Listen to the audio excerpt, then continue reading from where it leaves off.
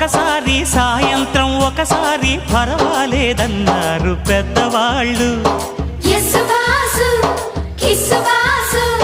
సావిట్లో ఒకసారి సందిట్లో ఒకసారి చలి కాగాలన్నారు చిన్నవాళ్ళు.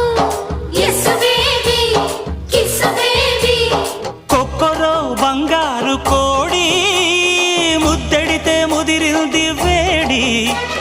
పిల్లగో చూశాని నాడి అదిరింది కన్నెబాడి.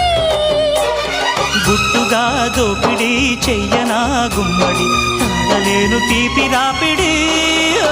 నిన్నేమడగను ఎట్టాడగను ఒకసారి ఒడిలోకి రారమ్మని.